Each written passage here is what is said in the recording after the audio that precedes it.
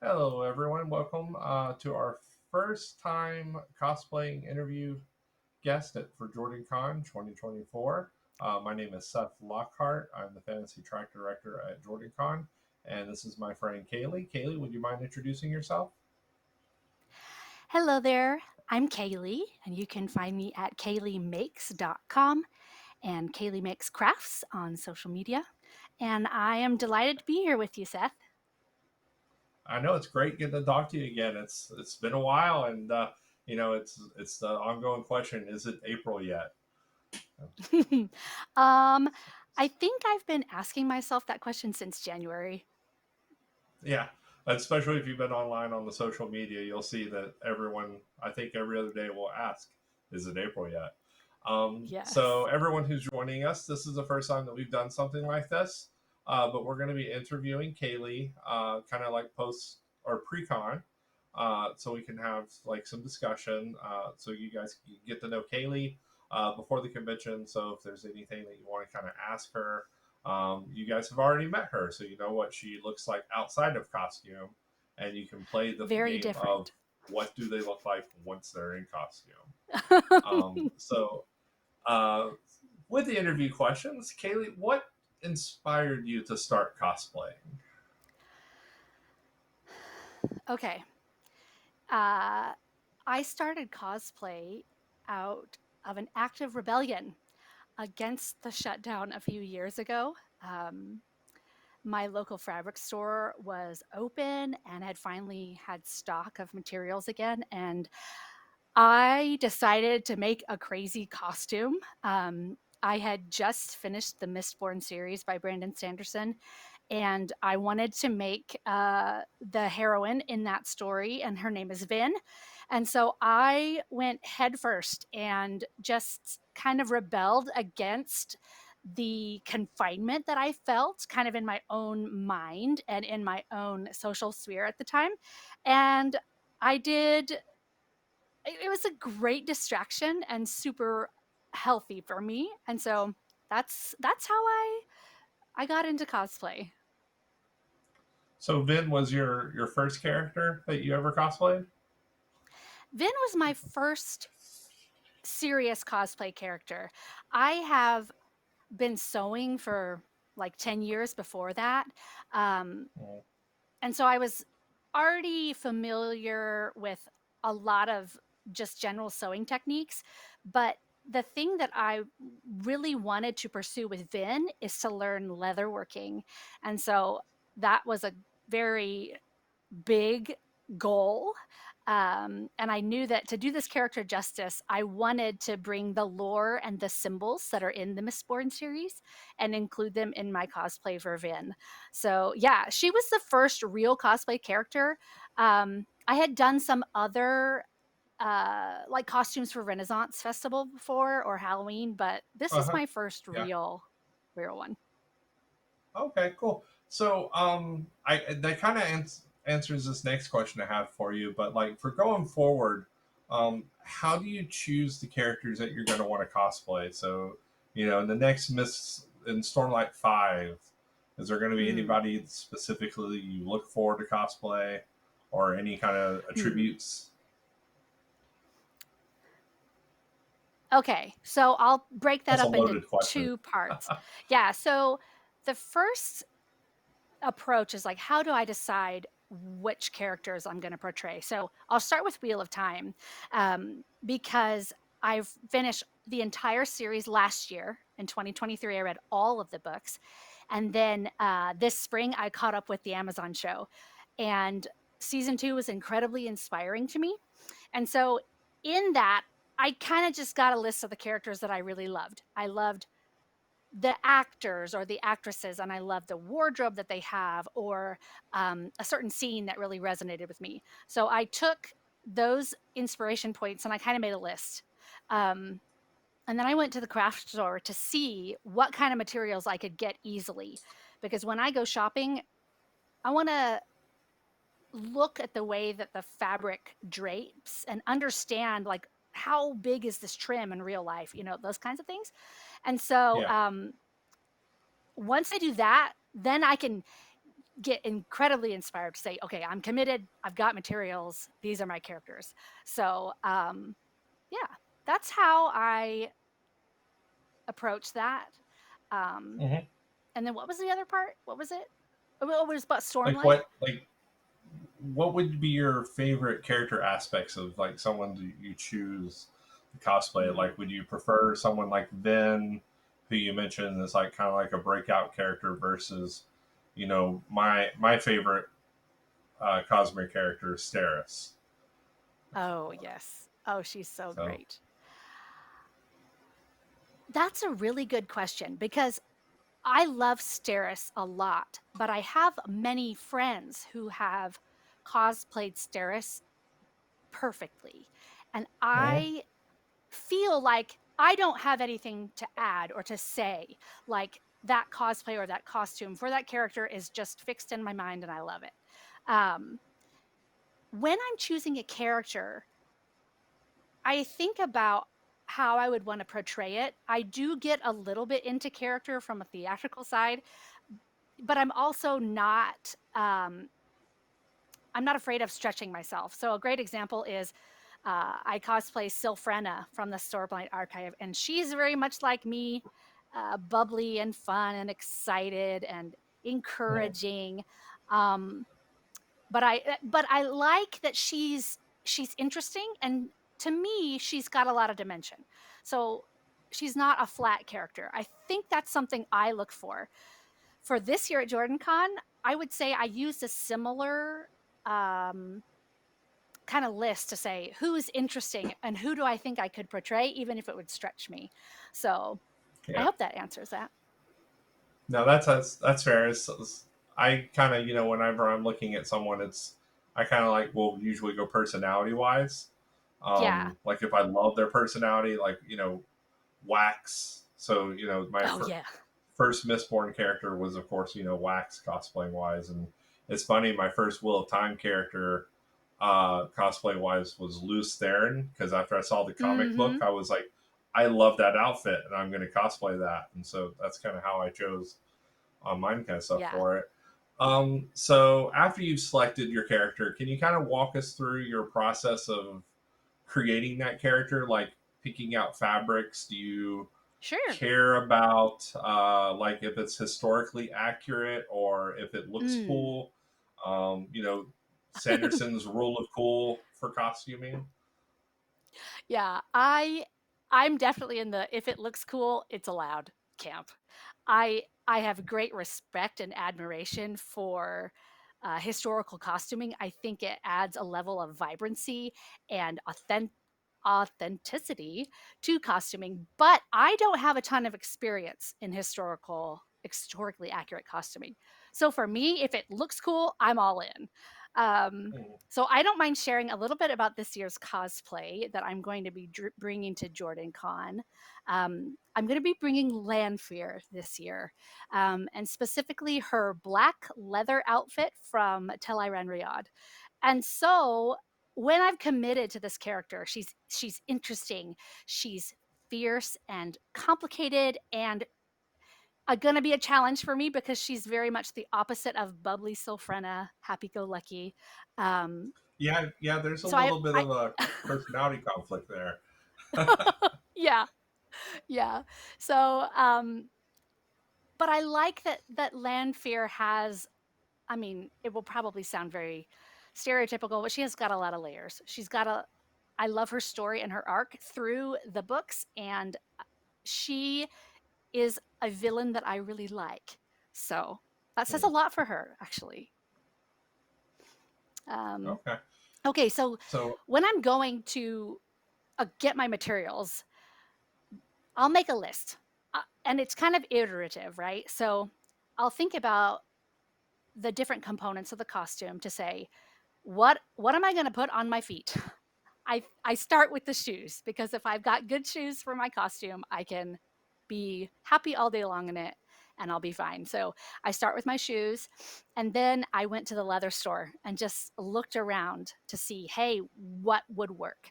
And so for Landfair, I ended up with several different types of leather Some of them are more soft and pliable, and some of them have a printed snake skin, and then some of them have kind of scaly texture too.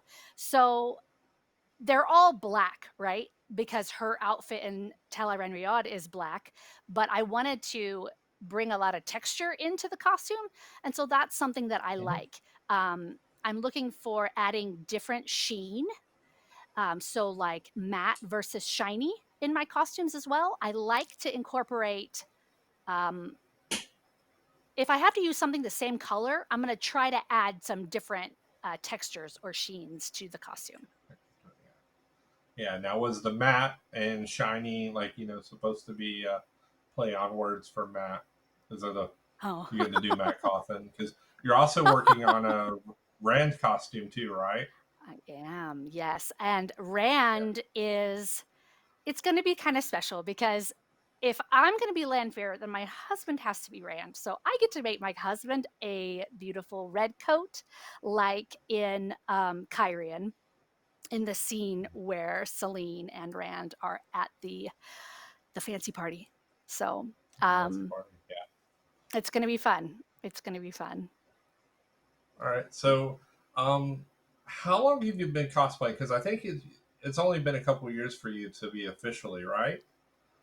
Well, I the official start was in 2021 was when I began cosplaying, but I started sewing in like 2010. So Okay. I've had a toe in the pool for a while, I'd say, Toe in the but pool. officially Yeah. So, 2021. what's been your biggest challenge so far? Hmm. Okay. I would say, especially with Lanfear, it's been challenging because I am making a costume that matches this as closely as possible to the screen. So Hmm. my philosophy up to this point has been I've been cosplaying literary characters and there may be a lot of official art or fan created art, but with the Amazon Prime show of Wheel of Time, we have this 3D representation of Lanfear. She's got this presence and intensity that's portrayed in the show that I love, but I'm the kind of cosplayer where I think, like, I want the entire costume from 360 degrees to behave like it does in the show, as if the actress is standing on this platform, on this cliff edge, and I just got plucked out and dropped down into the hotel in Atlanta. So, to make a costume that matches the show but fits me is a huge challenge. Um, I think I spent 2 weeks on just figuring out the straps and the buckles for where things go and how to make them look the correct proportions on me rather than on the screen, if that makes sense. Hmm. So, It was really difficult. oh yeah, no, I kind of go between wanting to cosplay like screen accurate versus kind of literature. So, I think the biggest costume so far that people will know you from is Syl, with your light Mhm. up sword. Of the creative process of creating Syl versus creating Lanfear, which one do you feel like you like the most? You That I like the liked. The openness? creative process. Yeah. Well, for Syl, I did not like soldering for 15 hours straight. Um, so but then for Lanfear, I don't have a leather sewing machine, and so everything leather has been sewn by hand. So my Hmm. hands are extremely strong. I can open all the jars. So that's been a kind of a big downside, but I would say Lanfear has been less annoying because I didn't have to solder so much. I didn't have to solder at all. I Hmm. got really good at that with Syl, but it was a pretty big learning curve. So Yeah. So since we're already kind of talking about Syl, I've got a couple questions for you on that. Like I said, a awesome. lot of people when they realize who we're talking to, Kaylee, they're going to think immediately of your sword. Yes. So how did that process of you deciding on making that sword to learning how to make the sword to the execution of the sword? Sure. Okay, so this is really fun because last year in 2023, JordanCon really got me excited. And so I came home from JordanCon and immediately started building that sword. Um, I I think it was like 48 hours I had only been home, and I got out a really big, wide piece of paper, and I drew out the sword to scale to say, how big would this thing really be?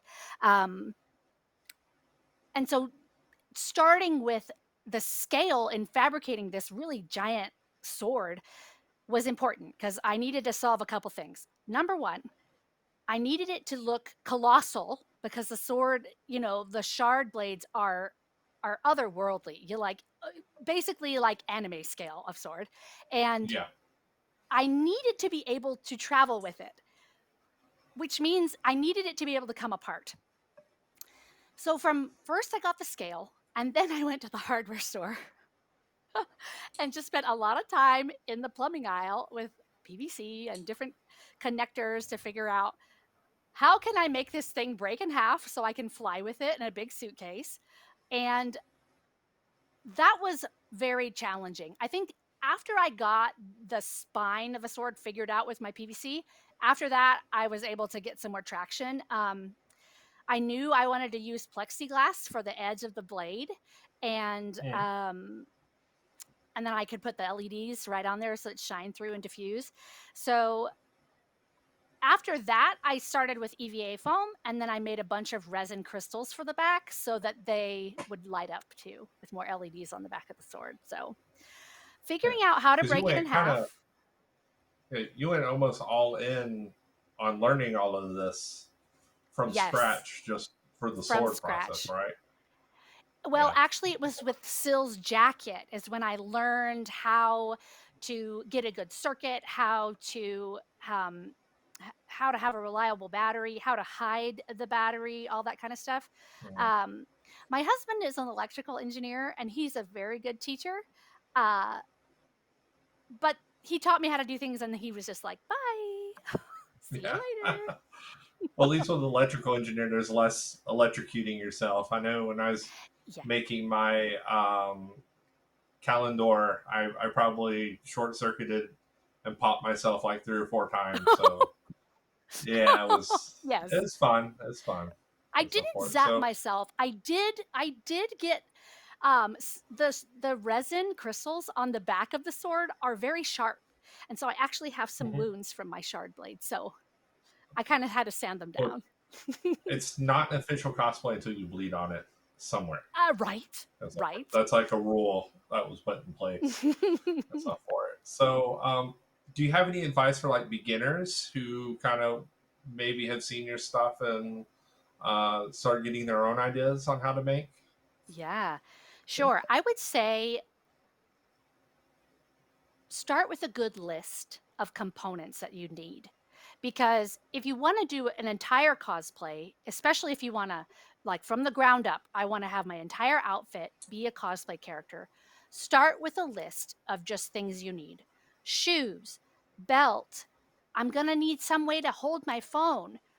Don't underestimate that. It's so important to be like, this is where my keys go. This is where my granola bar goes. Because if you think about that at the beginning, then you'll be able to incorporate it at the end. Like, my character has a satchel, so I can carry my lunch or I can have my water bottle. It's no problem. But trying to think about how your costume can be functional rather than completely visually perfect, I would say would add a lot of success and like satisfaction in the cosplay. So figuring out how you're going to keep track of your basic stuff you need while you're wearing the costume, and then making a list to break down into components. What do I need for this costume? And how can I solve them? It's okay to buy stuff. I've bought stuff, like I bought my shoes. I didn't fabricate them right out the door, but then I added something to them. And this is a perfect example. So I started out with some really great Converse shoes for Sill. And then I tooled some leather with the Bridge 4 symbol on, and they look so cool and they're custom, but they started out as something original. Yeah, Or they started out as something like it was a whole shoe. yeah, yeah. And then No, I made it that's fair. original. Like, I love the shoes that you made for it. That's like Thank something that you. I've not really done too much shoe work, except for like maybe a cyberpunk cosplay. So when like you had your shoes and they were light up, they were really cool and stuff for it. So Thanks. we talked about Land, Fear, and Rand. Are there any Hmm. other future cosplays that you're looking forward to that you just really want to do really bad? Yes, I have a list. So I don't know if I'm going to get to it, but I would really, really love to do a Damani. I think their costumes in Wheel of Time are scary. And again, I'm trying to stretch myself away from like just the light and fair, like the light and happy characters to more serious, intimidating ones. So I would love to do a Damani from the Amazon Prime show for Wheel of Time. And then I'm actually Mhm. working on some shard plate for Stormlight 5 this year with Dragonsteel in the fall. So we'll see. That one's big. That one's big. Are you doing a specific set of shard plate character or just kind of your own design? Um, it's definitely my own design. I struggled with it to get started because it's such a big build. It's probably the biggest build I've ever done. And nothing really resonated to me as perfect. So I went for a generic Colin blue shard plate. So um, it's going to be for my original character. She is Adolin and Renarin's little sister because I love the blonde and black Alethi hair. And so I made a wig for that. And I want to just have blue Colin shard plate, probably with some gold. It's going to be my color scheme. So called, yeah. Yeah. Um, yeah, so we're talking about like the next Cosmere book. Me and my friend Steph, who's my track manager, we've always cosplayed the Heralds. So like we're just Yes. waiting on like the edge of our chairs for as soon as the Heralds or the end papers are like released, we're like ready to go all in on it. And Mm-hmm. so forth. Oh, So I love it. have a loaded question for you here because I love asking people this because this is something I personally have a really hard time with. How do you stay organized and manage your time effectively when working on projects and not procrastinate until the week before the convention, Oh my gosh, which yeah. is what I'm currently doing? Oh, Seth, they shame on you. Um, I work off that list. And instead of thinking about, I have plenty of time, I tell myself, I don't have enough time. I don't have enough time. Oh my gosh. Is it April yet? Ah, you know, I was definitely freaking out about a month ago with Landfear because I felt so behind. So I don't, for me, I don't know if this is really a loaded question because I'm a project manager. That's my job. And so I know a lot about pushing the deadline. Like, I've got to Yeah, get this done so XYZ can happen. But some really helpful tools that I use, one of them is called Trello, and it's kind of like a giant whiteboard with a bunch of sticky notes on it. And I can put links and pictures in there, and I can break down tasks. And then I just zero in on the one thing I'm doing. Like, I need to work on Lanfear's sleeve. That's the goal for this week. And if it takes me 2 weeks, it's okay because I started really early and I'm not in that crunch. Now, have there been times that I've been pulling all nighter to get a costume done? Absolutely. But I don't like who I am when I don't have very much sleep. I don't like being exhausted like that. And no, I don't enjoy no, the that's fair. con, I you mean, know? I'm So horrible that yeah, I just finally picked my cosplays for this year, and you can yeah. maybe sort of hear the 3D printer in the background printing Adam from Hazbin Hotel. Yes. And then It's gonna be gonna great. do Val and Luca since that's the theme and Mhm. so forth. So I'm the worst and horrible at With a big procrastination cloak? until the last minute because Final Fantasy VII Rebirth came out and that took priority. Sorry, cosplay. Oh, I understand. I So, understand. And that's yeah, tricky because once you've committed, and especially once I have materials, I've got to use them. I can't. It's expensive. Like cosplay gets really expensive, and so I've got to commit and use the Yeah, materials that I have before I can go head first in another series or start making another project. So I try to focus on one project. I didn't do that with my armor. I got burned out in the fall. Oh, yeah. I got so Well, saturated armor with can my burn you out armor. I pretty needed a easily. break. Yeah, Hmm? armor is Oh yeah. just so much effort and so forth, especially Yeah. when you get into the EBO foam. Tracing the Mhm. patterns and cutting it all out. And, I mean, we could Yes. spend hours talking about that alone, Sure. because that's a creative process all by itself. All in itself. Um, Yes. yeah. Yes. So I think you've had like 4 or 5 characters under your belt. Who's your favorite to run around as right now? Is it still Oh, Syl? definitely Sill. I Yeah, mean, I've got a light up windrunner jacket and I'm still with Bridge 4. Like, oh, it's so fun. And then, you know, it's just the best feeling. Like, I got to go to DragonCon this year in Atlanta, and it's just the best feeling in the Marriott when somebody is on like 3 floors above you and it's like screaming, Sil, Sil. And they come all the way down the escalators to come and say hi. It was just delightful and so fun. And everybody oohs and ahs, like, wow, is that yeah, paint? I'm like, no, it's LEDs, guys. Come on. yeah. Can't be that bright, So, you know. have there been any cosplayers or any kind of costume designers that have inspired you, or like, are there places or people that you kind of stalk a little bit online to see how they did things so you could work on Oh yeah. your own stuff? Um, Definitely Kamui Cosplay. Her books about cosplay LEDs are really helpful. I think Mhm. that I started with LEDs at a really interesting time because a couple years ago, her book was old. I would say like 8 years old or something, and so the software and hardware had changed a lot. But then this year, she's come out with a new version of her cosplay LED book, and so I was like, "Oh, well, I've learned this, but now I have a new reference I can give to people," which is awesome because there were a lot of holes from the old book that I had to figure out, and they were pretty difficult. So, yeah, definitely Kamui Cosplay. All right. And so, do you have any kind of favorite memory or interaction with a fan, other than the Mm. Dragon Con screaming at you from several floors away? Um, yes.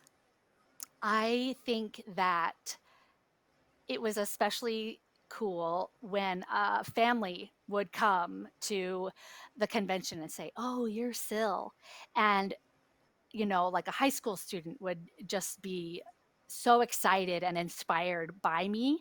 I really love how you can see the wheels start to turn in younger fans, like dream with me, come on, like, we're on this incredible time to be uh cosplaying. Like, we have so many cool materials and technology to work with, and that is an incredible privilege. And so I would say one of the best memories I have was to be recognized, and then especially for those younger fans to say, "Hey, here are all my questions." And then we have an awesome like 20-minute conversation about what they're interested in and what they would want to build. I love hearing about um, other people's dreams and just kind of brainstorming together.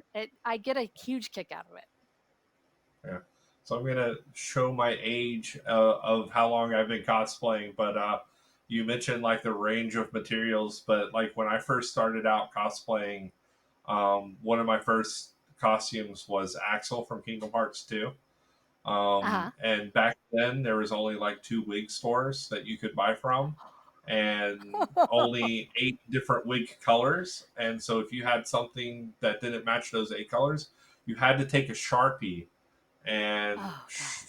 color Sharpie wigs kind of stuff for it. So now it's like when you can go to all these different websites, and this is before we even figured out EVA foam can be used for Yes. armor.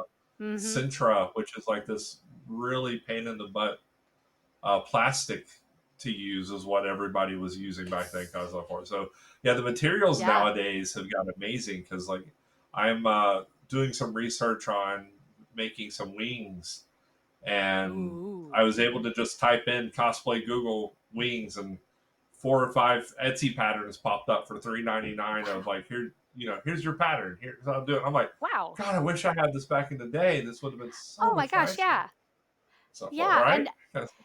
and that's another thing for like a beginning cosplayer. Like if you want to go with a pattern that's already been vetted and the troubleshooting has already been done on that pattern, like go for it. You don't have to make your own patterns. That's much more advanced for crazy people like me. Yeah. Yeah, so that is a good question. So when it comes down to it, when you're actually starting the crafting process, how much of like would you use a simplicity pattern versus trying to make Hmm. your own pattern? Would you do? That's an awesome question. Um, so I did a good example is I did a Loki. I did a Sylvie costume that was a merge of a pattern, and we actually started with a McCall's pattern of a jacket, but we wanted it to be more like a parka or and less fitted. So the first thing we did is we and I did this with my sister-in-law. So we were working together. We chose the largest size so that it would be really baggy in the pattern. And then we altered it. So we used the coat pattern, but we left off the arms. So it's like a vest. So one thing I think about when I'm looking for patterns is what components I could use and what can I change. Because a pattern isn't just one piece, it's got the components. So in this jacket, we have these really great lapels that were part of the pattern already. And we wanted those to be this great accented green, but the coat itself, just we left off the arms. The second thing we did is we added this extra ruffle along the bottom to give this weighted sway to the coat so it would look more um like a big baggy trench coat kind of. But we just left Mhm. off the arms because we wanted Sylvie's armor on her bracers to show, and Yeah, why no, that why makes make extra? yeah. It isn't fun when you make like put some effort and time into making something and then you cover it up with a coat or Yeah. something like that. So that's like a great Yeah. idea. That and pockets are always like the Yeah. two most important things in cosplay Oh, and to I work left out my with. pockets off of Sill. For JordanCon last year, I didn't have any pockets.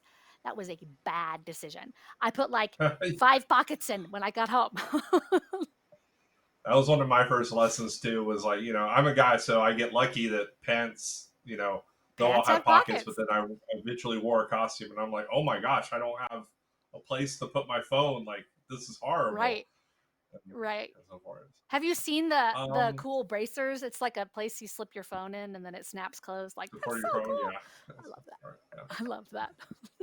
So is there so we out mostly know Joanne's stores like that for resources, but is there any kind of like store or resource that you found that you kind of just want to give a call out for our beginner Sure. cosplayers? Um, there are a lot of great things that you can do with an old sheet. Like, I keep an old sheet in my closet and I use it for lining things that nobody's gonna see, and that's a great way to keep the costs down. Um, I also like a website called Vogue Fabrics. If you want something very specific, I've used them before.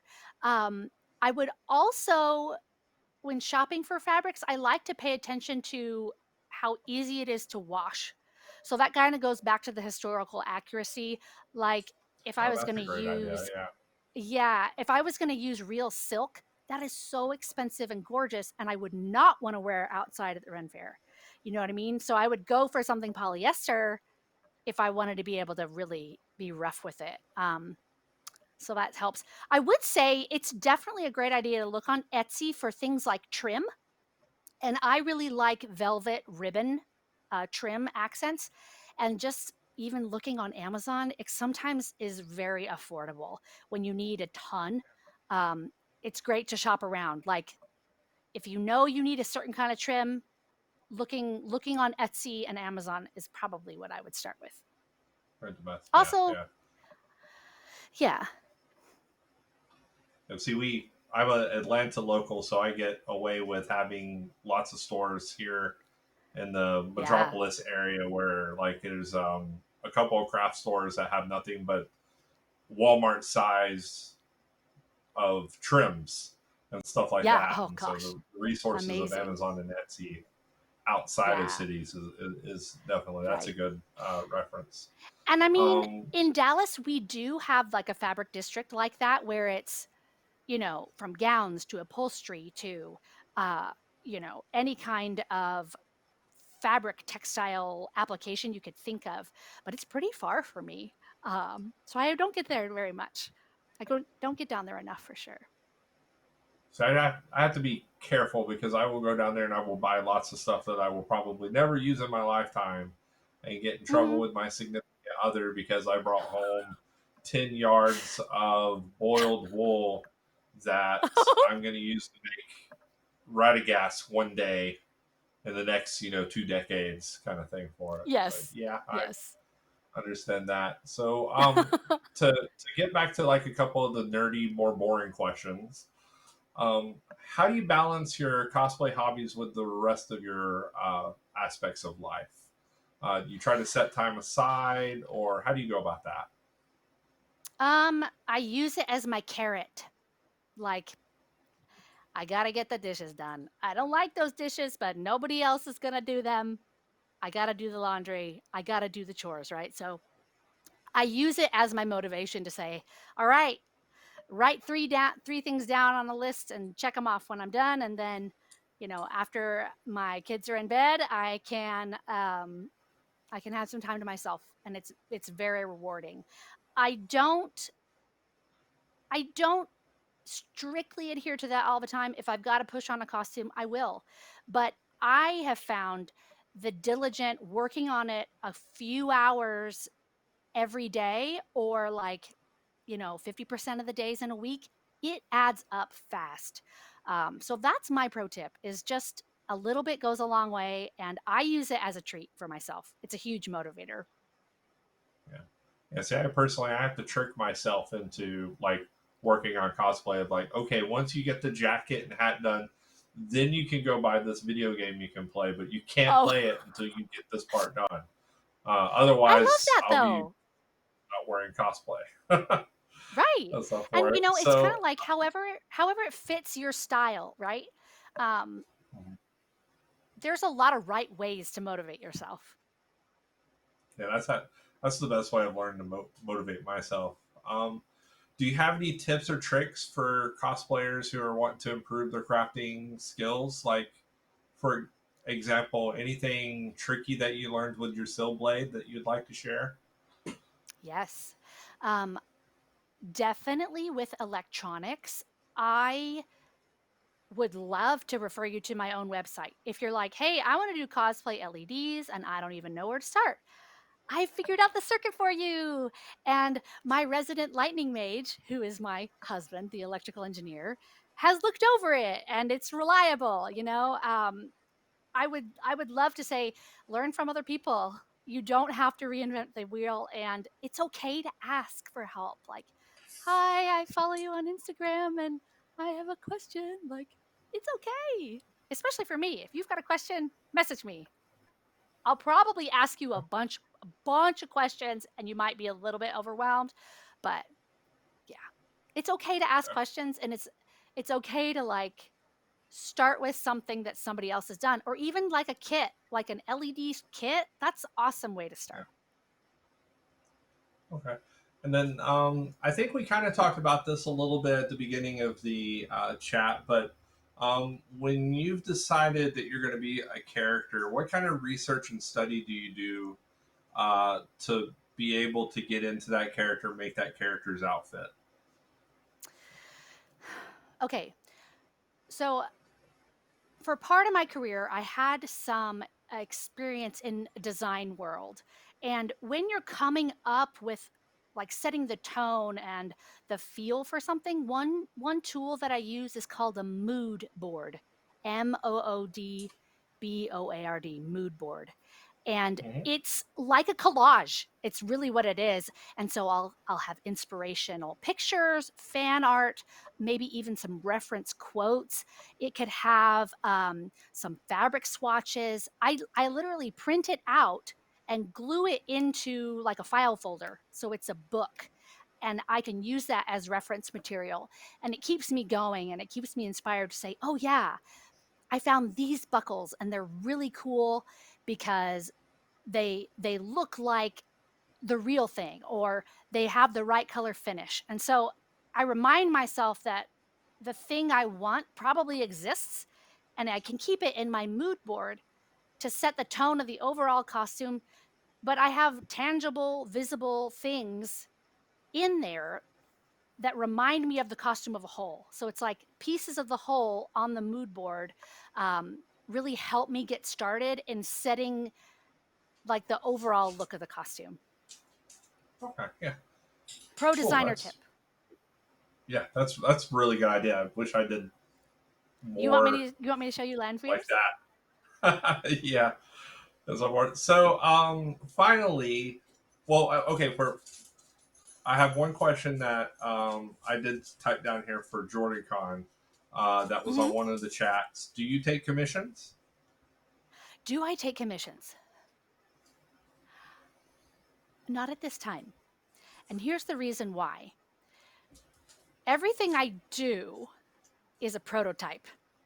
It's like brand new, uh, problem solving, very messy, analytical process.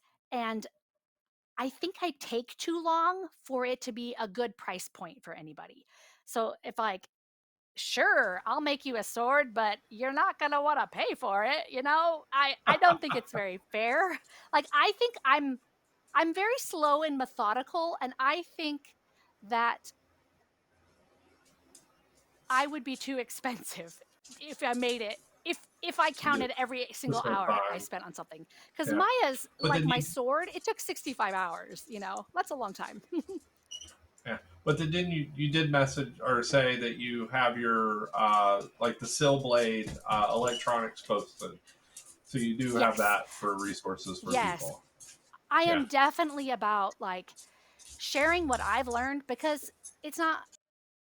I love to share what I have learned to try to make it easier for other cosplayers because you know, to get excited about your character and to be able to build your vision is so satisfying and fun. And I would love to help, simplify that and make those mountains a little bit less intimidating. Um, so if I was going to do commissions, I would probably start with jewelry making since I've had the most experience with that. If somebody wanted a custom set of jewelry, I would probably consider that. But making props, I'm a little intimidated by. Okay. All right.